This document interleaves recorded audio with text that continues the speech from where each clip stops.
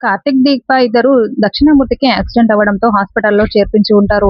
బావ ఇప్పుడు ఈ విషయం గాని తాతయ్యకి, అమ్మ వాళ్ళకి తెలిస్తే ఇంకేమైనా ఉందా అని దీప అంటూ ఉంటే, అదే దీప నాకు కూడా చాలా టెన్షన్‌గా ఉంది అని కార్తిక్ మాట్లాడుతూ ఉంటాడు. అప్పుడే అటువైపుగా శివన్నారాయణ, శ్రీధర్ ఇద్దరు వాళ్ళకి ఎదురుపడి వాళ్ళని చూసేసి వాళ్ళ దగ్గరికి వచ్చి, "ఏంట్రా మీరిక్కడెందుకున్నారు?" అని అడుగుతూ ఉంటే, అప్పుడే డాక్టర్ అక్కడికొచ్చి, "మీరు చేర్పించిన అతనికి బ్లడ్ బాగా పోయింది.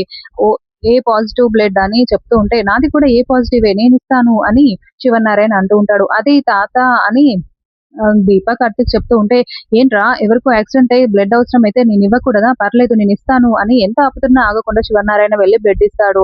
ఇంకా అలా ట్రీట్మెంట్ జరుగుతూ ఉంటుంది. ఆ తర్వాత శ్రీధర్ వెళ్లి దక్షిణామూర్తిని చూసి, "ఏంటి వీళ్ళు హాస్పిటల్‌లో చేర్పించింది దక్షిణామూర్తినా?" అని అనుకుంటూ చాలా టెన్షన్ పడుతూ ఉంటాడు. ఆ తర్వాత ఇంటికి వెళ్లి కాంచనాకి దక్షిణామూర్తిని హాస్పిటల్‌లో అడ్మిట్ చేశారు. ఈ విషయం కార్తీక్, దీపకి నాకు మాత్రమే మా ముగ్గురికి మాత్రమే తెలుసు. ఈ విషయం ఎట్టి పరిస్థితుల్లోనూ మామయ్యకి గాని, సుమిత్రకి గాని తెలియకుండా చూసుకోవాలి అని చెప్తూ ఉంటే, మామయ్యకి, సుమిత్రకి తెలియకుండా చేయాలి అన్న విషయాన్ని పారిజాతం, జ్యోత్స్న ఇద్దరు విని ఉంటారు. ఈ విషయాన్ని మనం ఎలాగైనా ఒకలాగా వాడుకోవాలి గ్రాని అని జ్యోత్స్న ప్లాన్ చెప్తూ ఉంటుంది.